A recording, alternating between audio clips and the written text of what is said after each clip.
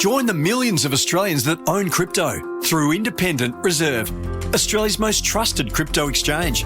It's fast, easy and secure. Buy crypto today at independentreserve.com.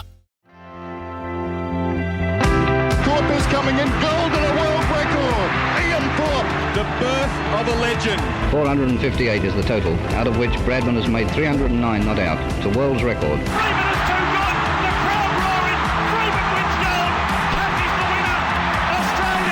First ball in Test cricket in England for Shane Warne. And he's done it. He started off with the most beautiful delivery. Australia have got it! Australia is back on the biggest stage. Welcome to This Is Your Sporting Life for Tobin Brothers Funerals, celebrating lives. Here's your host, Sam Edmund.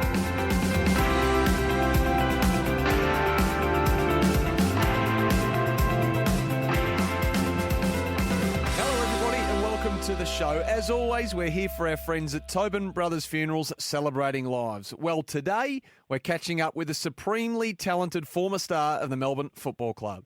Brad Green played 254 games and kicked 350 goals over a 12-year career that also saw him captain his beloved Demons and win a best and fairest. A gifted sportsman from Tasmania who could have pursued a career in any of three different sports. Green chose footy, and Melbourne and the AFL were far richer for it. Brad, welcome. Thanks for joining us. Thanks, Sammy. How are you going? Hey, I'm going very well. We appreciate your time today. I've got to ask you, after what was a decorated career, which we'll obviously get to shortly, you are now a Melbourne supporter like so many others, and I imagine 7 rounds into this 2021 season, you're a very proud one. Oh, yeah. It's it's when you look back and you look back on your career, and I spent 12, 13 years at the Melbourne Footy Club, and when I left, I went into coaching and spent a couple of years at a couple of different clubs, and you sort of come back and now I'm in my I part owner a business, so it's back being a supporter. It's a different space to be in, but certainly enjoying the journey this year. There's no doubt about that. Is the lid off? Mate, the lid's never off. We know that better than anyone in sport, but things can change very quickly. And I think all Melbourne supporters get nervous week in, week out. We never think we got anything over the line being a Melbourne supporter, because things can change. And, it's a funny world, sport, but it's you try and keep riding it when you can. Gee, yours is a fascinating journey in sport, and that's even before Melbourne take you with pick 19 in the 99 National Draft. Let's go back. Where's home originally? Where did Brad Green grow up? I was born in Launceston, Tasmania. I grew up in a place called Georgetown, which is 50 k's north of Launceston, straight up the Tamar River, East Tamar. So I go up the Tamar River, and basically on the point of the Tamar River and Bass Strait is where Georgetown is. So that's where I grew up as a kid all my life until I got drafted at sort of 18, 19. And I spent my school jumping on a bus at sort of 7 a.m. every morning and getting to school at 8:30, so an hour and a half on the bus to Lonnie. I went to Launceston Grammar, so that's where I spent my sort of junior years playing sport. I started off, I lived across the road from a lawn bowls club, so I still remember playing lawn bowls as an 8, 9-year-old because Dad played pennants, and I enjoyed that, and then really got into my soccer and cricket as I was growing up until footy came along when I was about 15. Yeah, well, so lawn bowls aside, there was no Auskick back then, so soccer in the winter, cricket in the summer, and I reckon, was it by your early teens you were making state sides in both cricket and soccer? Yeah, so basically, cricket was my summer sport, and soccer was my winter. The big passions. As I said, my father grew up as a sort of as they say, a local legend playing for Georgetown and North Launceston. And he was, back in his day, he was a full forward, and kicked sort of 100 goals a season for about 6 or 7 seasons. So I used to go and watch him play. I loved AFL and footy back then, and kicked it in the backyard, but never actually played. So that's why I played soccer when I was sort of 7 and 8, and played all the way through my school life, basically. And represented the state in soccer from the age of sort of 12 to 13, and then the same with cricket all the way through.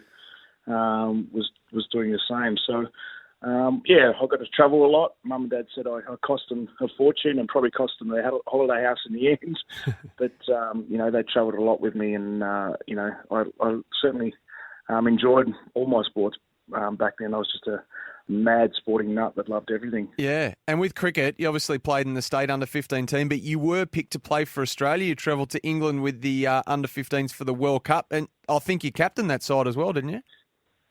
Yeah, so looking back on cricket, I was playing underage in the cricket for my state, got picked in the Australian under-15 World Cup team, then captained the World Cup in England. Who were some of your teammates in that team, Greenie? Do you remember?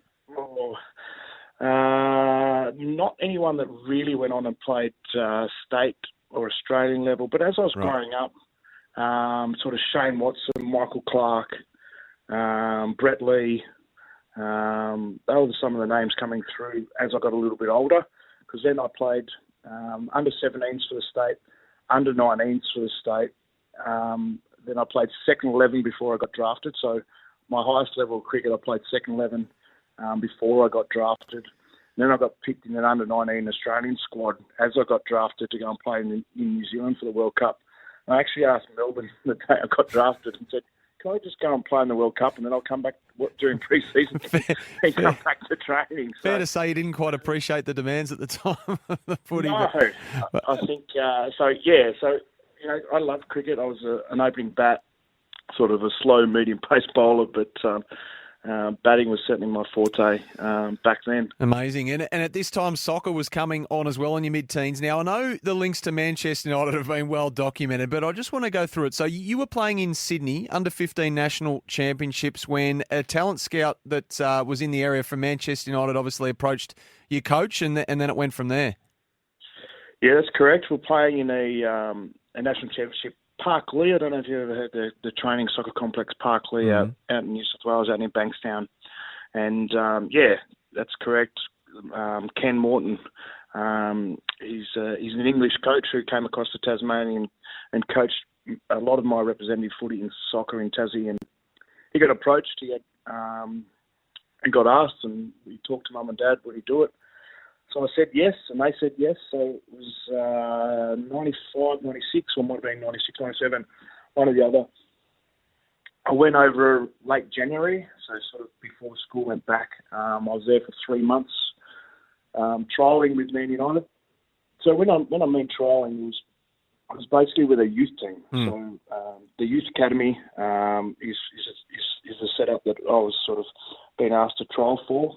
Spent 3 months there. I'm not sure if you know much about the youth academy setup. I think it's a great way to, even, our first year players at AFL should certainly go through an apprenticeship. It's sort of like, they're spending full-time athletes, even at sort of 16 back then over there, and they go to school on Thursdays. So it's highly committed, highly professional, everything from you walk in for breakfast at the cafeteria and you got to clean up David Beckham and Paul Scholes and Ryan Giggs' bowls off the table. Then you go in before they go out, you got to wash their boots and make sure they're polished. Clean all the showers down after the day. The seniors have their own change rooms, the reserves do, the youth team do, and you got to wash it all down. So it's a full apprenticeship that they go through. And so I experienced all that. I did. The first day I walked into the club, I landed in Manchester. I went to the Cliff, if you know the old training ground at Man United. Yep. There's a place called the Cliff. And my first meeting was with Sir Alex.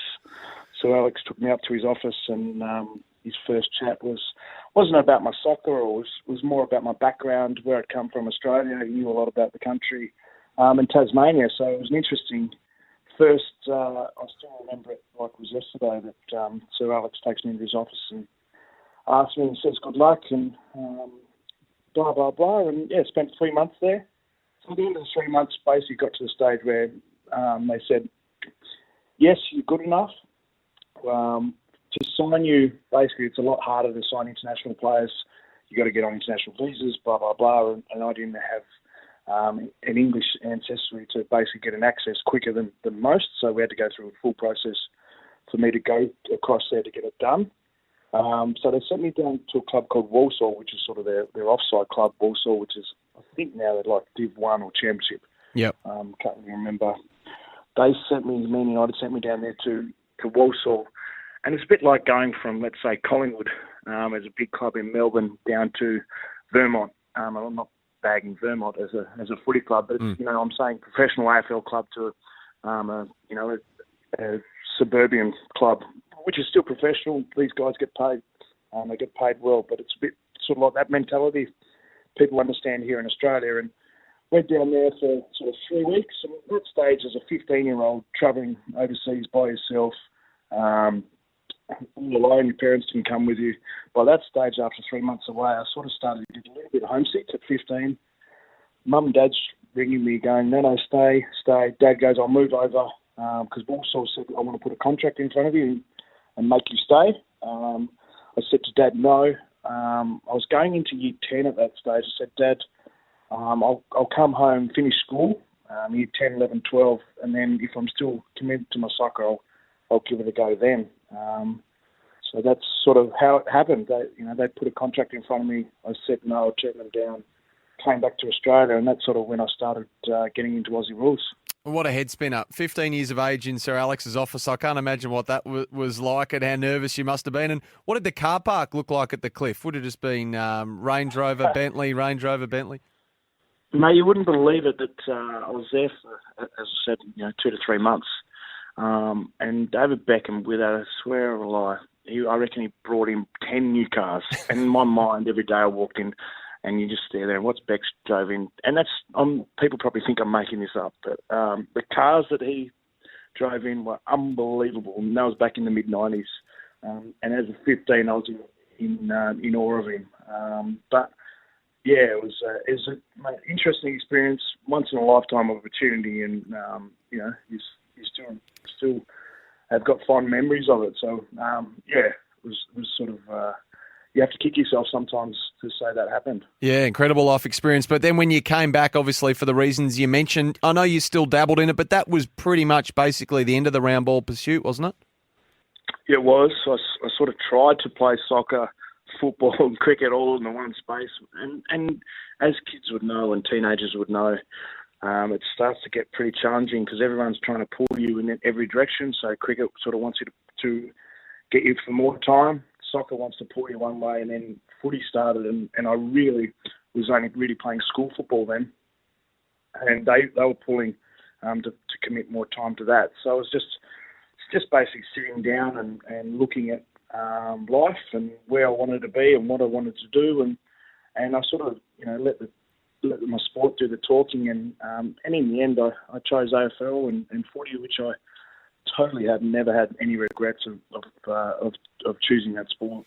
What a position to be in. You're listening to This Is Your Sporting Life, thanks to Tobin Brothers Funerals, a family-owned business since 1934. Up next, 1 down, 2 to go. A young Brad Green, he decides between football and cricket.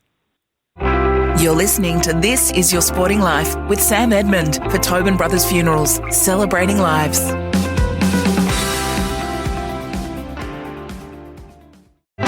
Welcome back to This Is Your Sporting Life for Tobin Brothers Funerals, celebrating lives.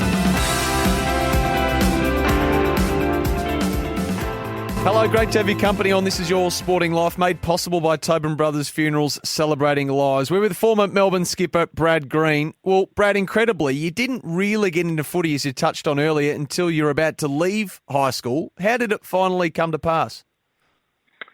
Yeah, so I had my schoolmates at Lonnie Grammar, basically, as we do, as boys do, they go out and kick the ball at recess and lunch, and markers up, or whatever they call it these days. You kick the footy end to end, and you have packs of 15 trying to take hangers on everyone, and in the end, my mates are saying, come down and play. So year 11, I played my first game of footy.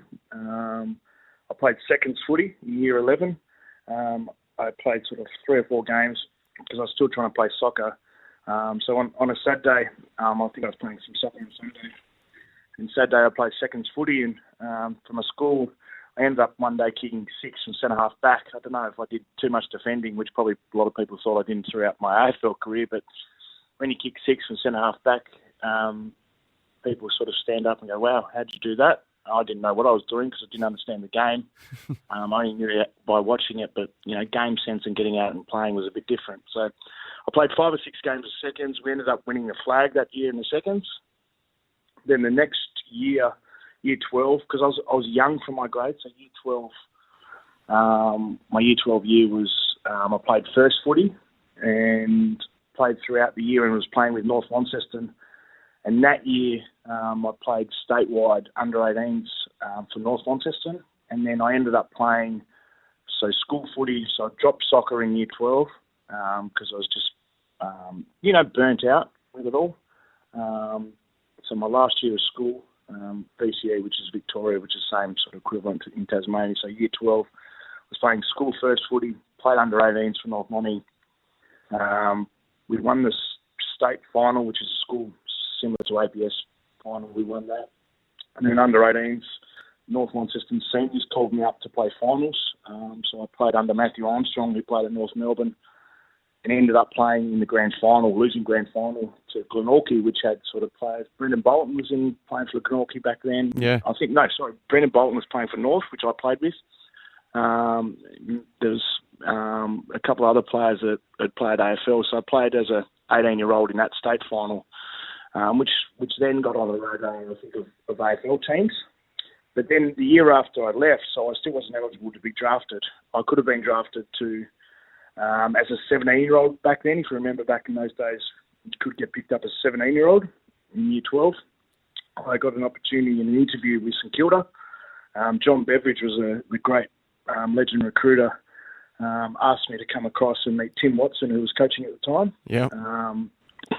And went in for an interview. John sort of said, introduced me to Tim. We sort of had a brief chat. I think Tim had seen me playing a couple of videos and said, we're looking at you for the 17 draft, as a 17-year-old, picking up as a 17-year-old. And, basically just went through an interview process, and then I went home to Tassie and looked at the draft, and I didn't get picked up. I was a little bit disappointed, but, that's hence the breaks. I think they picked up Troy Schwartz as a 17-year-old back then. You remember Troy Schwartz? Yep. And then the next year I was still eligible to play TAC Cup. So that was 99. I played Mariners TAC Cup, and I did some work for AFL Tas my year after I finished looking. I was headstrong in getting drafted by then. I was still playing cricket because that's what I was doing in summer, and I was working for AFL Tas. So I played a season of TAC Cup, playing cricket in summer. It got to draft day, and a week before the draft, end of 99, before the draft, as I do, you go through all the draft combine and everything. Rod Marsh rings me, mum and dad up, and said, coming into 99, would Brad be interested coming across to Adelaide and being the intake of the Cricket Academy in 99. This was 2 weeks before the draft. Basically, I said to mum and dad, if I don't get drafted at the end of 99 to an AFL club, I'll go. So I had the opportunity. I just was banking on one or the other. Yeah. In the end, it got to, if I get drafted, I'm going. If I don't get drafted, I was going to the Cricket Academy. That's where I went, picked 19 to Melbourne in 99. Well, it's amazing because at that time you were in the under-19 Australian cricket squad as well, so you were still going beautifully with that particular sport. In the end, as you say, Melbourne took you at pick 19, and as you touched on earlier, you did try to take part in the championships for Tasmania and play in that World Cup, but the club put a stop to that. Looking back now, Brad, how often do you reflect on these sliding doors moments? And between soccer, footy and cricket, you're obviously comfortable that you made the right choice? Yeah, totally comfortable. I'm a big believer on things happen for a reason. I've had a few life changes over the last few years, and I believe sort of changes and the decisions that you make is you only look forward, because there's certain things that you can sit on in life and dwell and think about the what ifs. But there's a tangible reason why I did my thought process about either getting drafted to an AFL club or going to the Cricket Academy. I was thinking to myself, I win either way because I love both sports, and that was my thinking. You're with This Is Your Sporting Life, brought to you by Tobin Brothers Funerals, celebrating lives. Visit tobinbrothers.com.au. Well equipped with so many life experiences at a young age, a teenage Brad Green rips into AFL life at Melbourne. That's next. You're listening to This Is Your Sporting Life with Sam Edmund for Tobin Brothers Funerals, celebrating lives.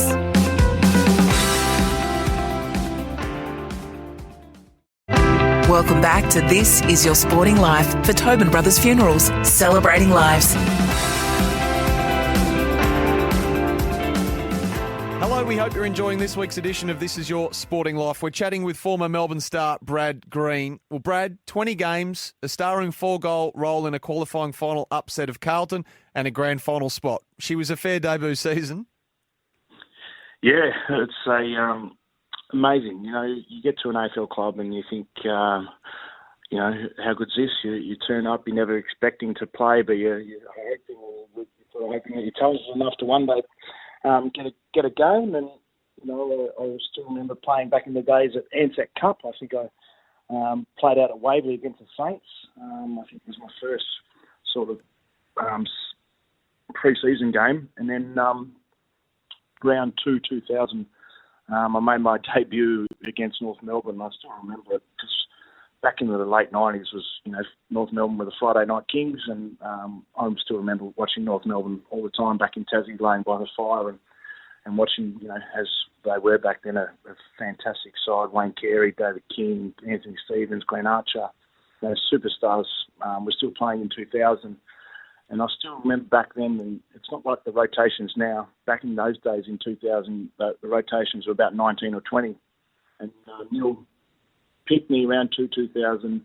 I reckon I didn't come onto the ground till about halfway through the second quarter. I think the Wizards must have needed a rest or something. So I waited till halfway through the second to get on the ground. And I reckon I spent 5 or 10 minutes just basically being in awe. One being at the MCG, 2 under lights, and then all of a sudden you see Sonny Grant, Wayne Carey, David King, Glenn Archer all fly past you, and you go, Brad, you better wake up and get a kick here, otherwise you're not going to get a kick the next week. So yeah, amazing to make a debut, and then that season was unbelievable sort of ride that we went on, and into the final series against Carlton.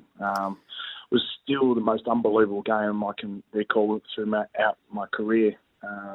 The noise and the way we came back to win that game was extraordinary. It was Just got the ball where he needed to, and again, it's Green. This time, though, the angle is very, very tight. He stands with the margin at 15, and now it's reduced. What a kick from the young Brad Green! Oh, it's easy being Green. Very slick. Mansfield kicks into a teammate this time. It comes back to Green. He snaps at his fourth. But I think he's got it. 4 since half-time. Like 75, 80,000 at G. We're down by, I think it was 28 to 30 odd points going into the last quarter. And to get over the line and put us straight into the prelim was unbelievable. And then, to play in the grand final, but unfortunately not winning it, I thought, how good's that for your first season? And we thought it would just happen all the time. You think once you play in a grand final that they're just going to roll on. And how silly a mindset was that? I think you have to play another one. Yeah, that qualifying final, it was 21 points at three-quarter time, and your Demons slammed on 7 goals to 2 to win it in the last. Must have been exhilarating. And the grand final against Essendon, they'd only lost once that year, the Bombers. First quarter was tight-ish, and you kicked an early goal, but after that, not so much. What are your memories of grand final day? Well, grand final week is one of the most extraordinary experiences that you can have in your AFL career. Everything from the grand final parade to the last training session. I still remember the training session at Junction Oval. There would have been 10 to 15,000 supporters just in the ground, just cheering on the last training session was unbelievable.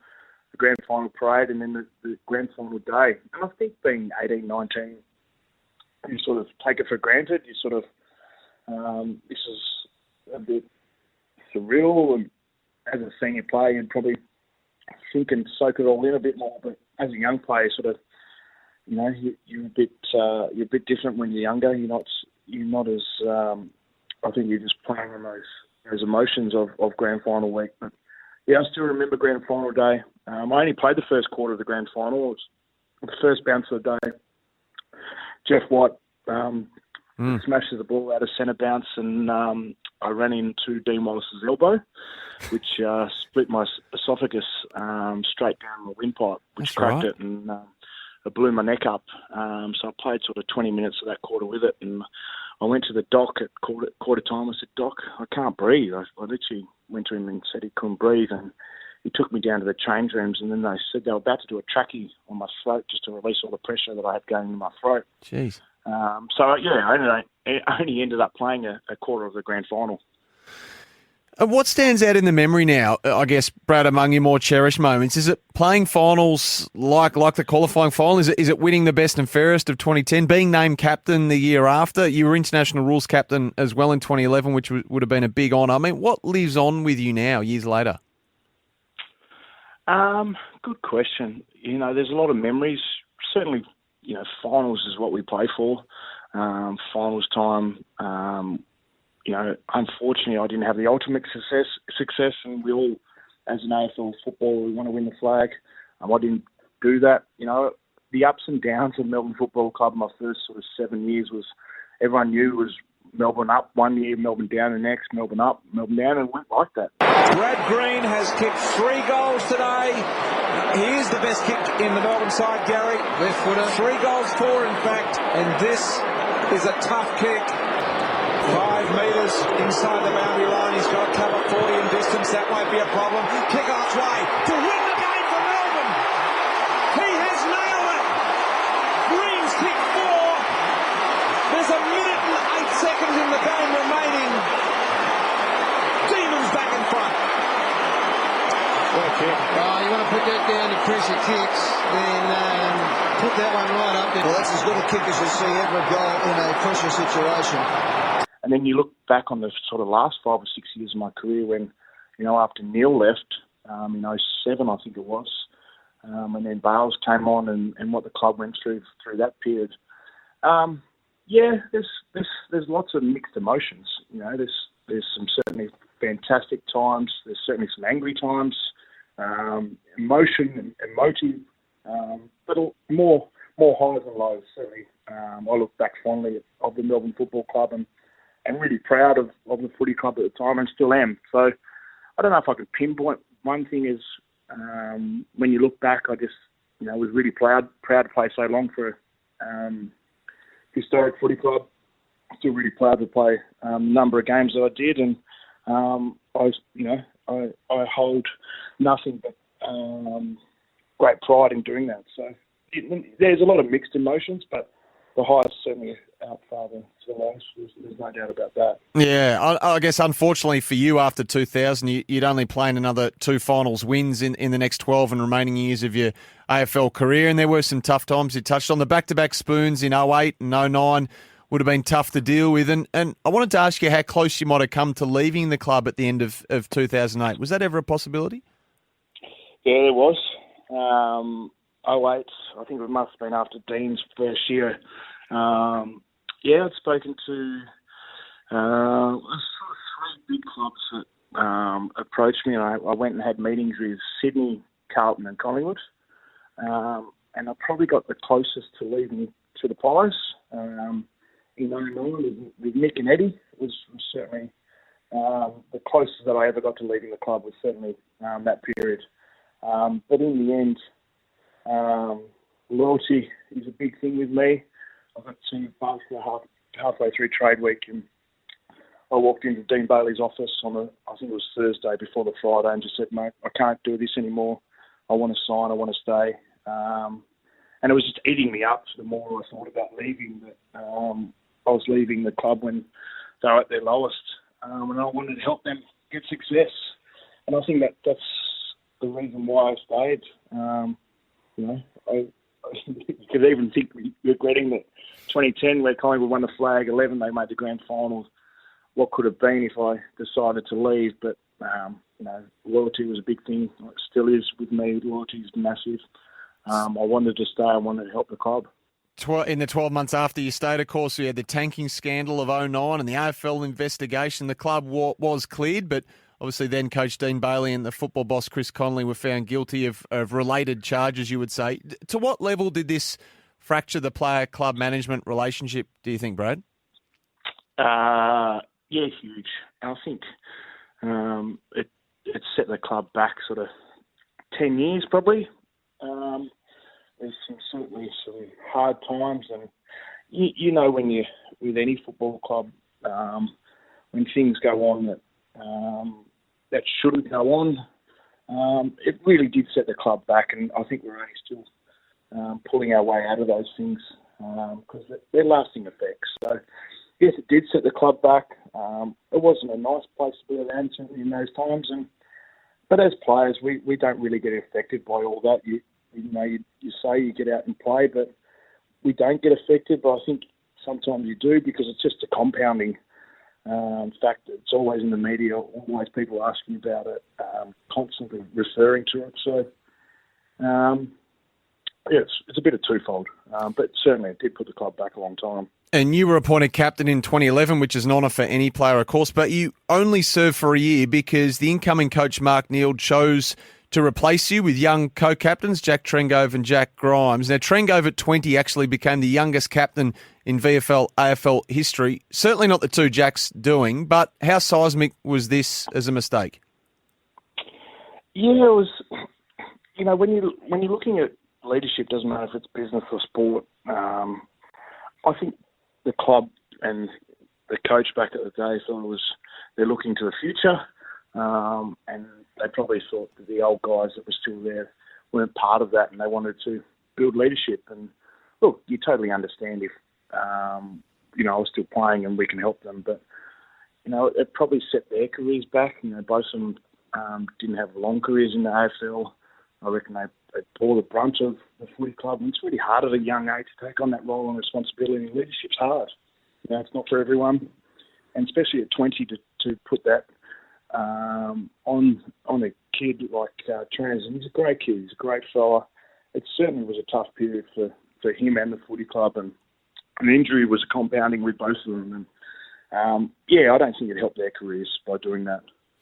And I guess what transcends all of that when it comes to the footy club and beyond is that you lost two great blokes in and amongst it all, in Dean Bailey and obviously Jim Stones to cancer. How do you remember them, Brad? Oh, Dean, him and Neil was certainly a big part of my my footballing life. Neil is, what he's going through with MND at the moment. He's a great mentor and was my first coach, and then Dean being Dean.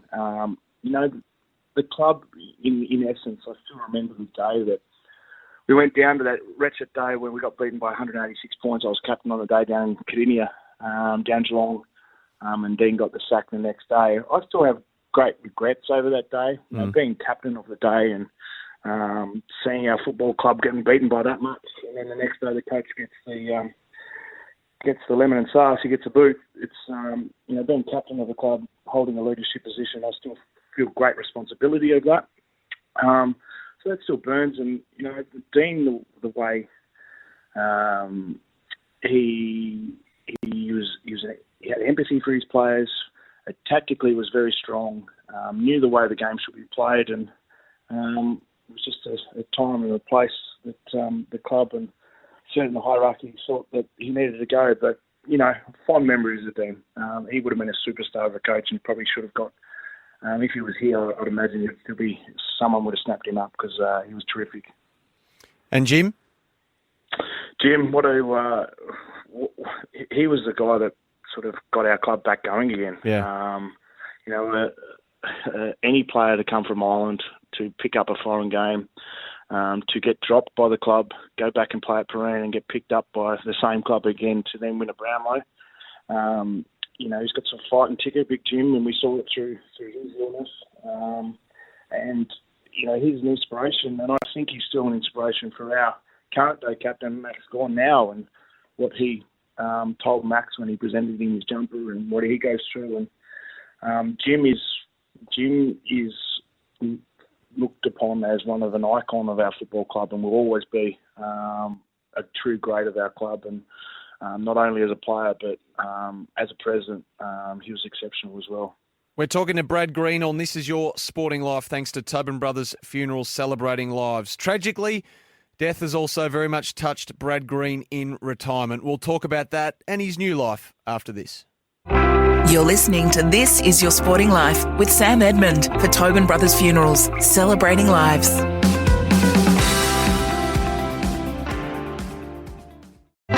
Welcome back to This Is Your Sporting Life for Tobin Brothers Funerals, celebrating lives.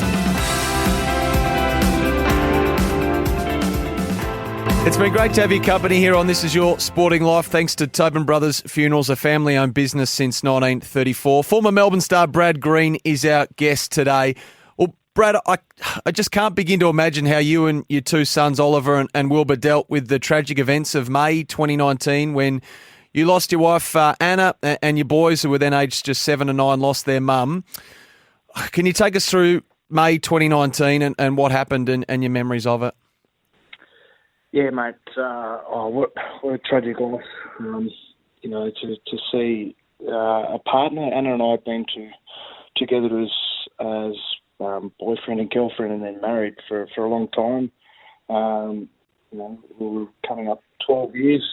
In 2019, we were married, and we had 2 beautiful children. And it was an interesting time where Anna had gone in for eye surgery. She had a detached retina in her eye, and over the space of 48 hours, she had 2 other surgeries post that, and brought her home. And she basically from that, she started not to feel great. She's shortness of breath, really felt really strange, and I sort of rang the doctor straight away, and I had to go down and get her some tablets. And my mum rings me and says that Anna's collapsed, and I've called the ambulance. And I said, "Is she okay?" She said, "Yeah, just rush home." So what had happened, Anna went into cardiac subsequently from that and collapsed in the bedroom, and my mum was giving her CPR until the I think the fire is the first ones that turned up, the first responders, and then the ambulance was there. And we sat there. I walked into my bedroom. It was a bit like a bomb had hit it, and as people would know, it's pretty traumatic to see your wife in like that. And I went outside. My boys had been taken by the neighbours at that stage, and I sat outside. My mum sat with me, and we didn't know what was happening for 3 or 4 hours. Trying to keep her alive for a couple of hours at home, and they finally got her heart going, and said that she was in a coma but sort of conscious, and had taken her to the Alfred. But subsequently from that, 2 days later, speaking with all the doctors, which are it's a credit to all the ambulance people that work at first responders, the fireys, the ambulance people. I can never thank them or think how hard they have it day in, day out for what they go through and what they see. But then at the Epworth, all the nurses and doctors there were absolutely fantastic. And 2 days later, basically, they came and saw Anna and the family, and said to me basically that Anna's severely got brain damage from the cardiac. She went for a period of lack of oxygen to the brain, and from that cardiac, we don't think she will survive. So 2 to 3 days later, post that, we had to basically switch off all the machines, and she died peacefully, sort of 15 hours later from that. So certainly one of the hardest things, and I still don't think I'll ever get over it. But for someone to pass away at the age of 40 is too young, and for my boys to grow up without their mother, we're still going to have our challenges. And it's a sad story, but one that should be looking down fondly, saying that the boys are happy, they're in a good place, and Brad, keep teaching them and being a leader of them, and keep bringing them up the right way. Yeah, because I mean, I imagine for you, your thoughts immediately turn to your boys, of course, quickly, I imagine. But then you've got your own untold grief to deal with. So I just can't imagine how difficult it would be for you as a father and a husband to process it all. Fast forward, Brad, to the here and now. I mean, how do you ensure that Anna's still part of the conversation around the house and the presence, I guess, as your boy's mum, while obviously having Katie around, your new partner, and having her as that motherly figure, if you like, to the two boys? Yeah, I think you spend, I spent sort of 6 months there thinking, where's my life going? What am I going to do? You feel, it's a weird space that you're in. You go from putting the kids to bed at 7:30, and then all of a sudden you lay on the couch by yourself, and you're going, where's my life going? Mm. But what you do, you have a sort of a switch moment in your life, and when you're talking to enough people, and I've got enough support and mentors to say, Brad, Anna will want you to wake up every day, the sun comes up, smile on your face. Got to get going. You've got to get yourself going for one. Got to look after yourself. Got to get yourself going, and then you've got to look after your boys because they're going to get up no matter what. They're going to be energised every day because they're kids. They're going to be, But we had to talk through it. We still talk about Mum. We've still got photos of Mum around. We talk about her on key dates, Christmases and her birthdays and things that sort of, she's coming up to her anniversary of, well, it's not an anniversary, but her passing date is coming up in the next few weeks. So, those things are still key to us. And Katie's been a key pillar to all that. She's been a sort of a rock in me, a rock in my boys, and it's really hard. I'm hoping people understand that it's really hard with they're 11 and 9 now to grow up in life without their mother, and now to have a motherly figure as Katie, and to get on with life, and it's nice. It's great to see they're happy. They're really comfortable with Katie and her being in our life, and it makes me happy that we've sort of found someone in our life she'll never be Anna, but she's a beautiful person that sort of will be there for them and care about them. And, women are totally different to men in the way they nurture as people. And it's nice for them. So, it's great for them. It's certainly tough on, Mother's Day is coming up this weekend. Mm. There's certain moments in your year that certainly make it harder than others. But we're doing as well as can be, which is nice. Yeah, I mean, there'd be reminders everywhere, wouldn't there? But look, from looking at you, you look as happy as you can be, which is great to see, as you say. And just on the two boys, Oliver and Wilbur, are they as sports mad as their dad was at the corresponding age? My Ollie's 11. He loves his footy, loves his cricket, loves his soccer. So yes, he's full bore into that. Be like Dad, I can't. I've had a few broken windows and balls in the house, and I can basically I feel like my dad telling me off in where I can play a ball, where I can't play a ball, where I can kick it. Yeah. But Wilbur's a bit different. He's he loves his trucks and Legos and diggers and cars, and he's doing what he loves, and Ollie's doing what he loves as well. So, I'm not one to push them in any direction. I just hope they're happy. Brad Green, it's been a pleasure to catch up today. I mean, you were as talented a young sportsman as there gets, and despite the rollercoaster nature of the career you eventually chose at Melbourne, you never stopped giving your all for the Demons. Away from all that, glad to hear after everything you've been through, which is far more than anyone should have to go through, that you're going as well as can be expected. Well done on all you achieved. It's so good to hear you and the family are doing well. Best of luck for the future, and thanks for joining us. Thanks very much, Sam. It's been great to talk to you. And thank you for joining us also. You've been listening to This Is Your Sporting Life for Tobin Brothers Funerals Celebrating Lives. Jump online to find tobinbrothers.com.au. And we'll catch you the next time we celebrate the life of another sporting icon.